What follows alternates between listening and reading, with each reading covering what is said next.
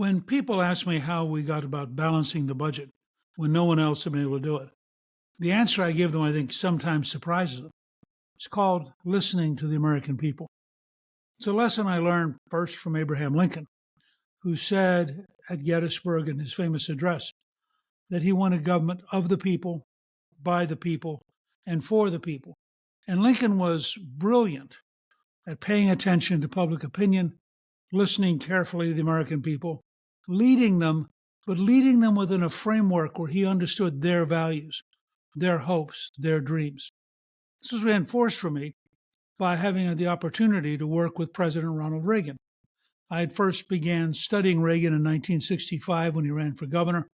I began working with him in 1974, and I realized that Reagan was very thoughtful about the American people, that he really wanted to be their leader, their representative, their spokesperson.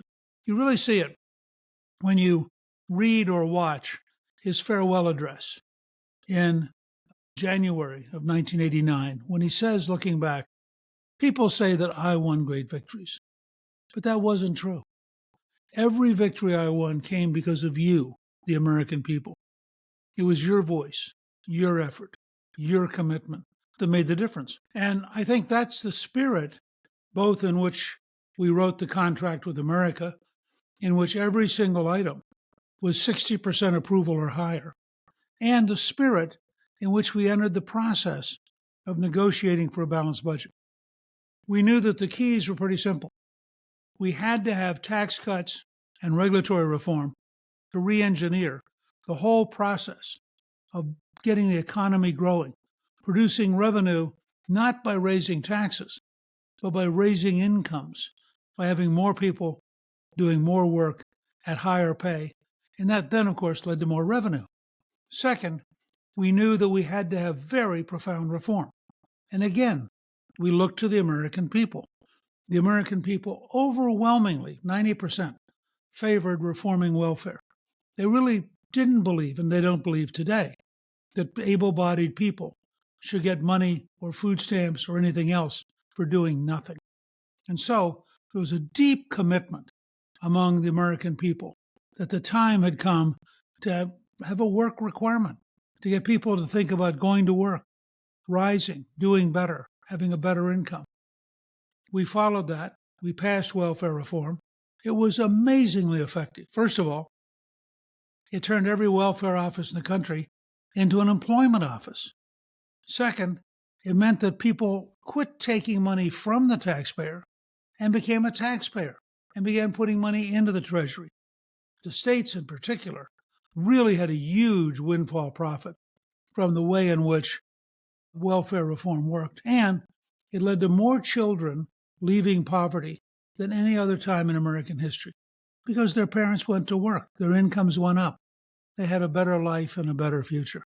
All of that came together, along with a willingness to take a scalpel, not a sledgehammer, a scalpel, and carefully cut spending where appropriate, to look for waste, for fraud, for abuse, to look, frankly, in some cases, for criminal behavior, to look for programs that were obsolete, that just survived because, once you get a bureaucracy, it hangs around forever. It doesn't voluntarily go away. And we found you could trim the government. But I would say to people who are serious about balancing the federal budget, you won't get there just by controlling spending. You have to have reforms. You have to have economic growth. You have to have an approach which grows from the American people to Washington.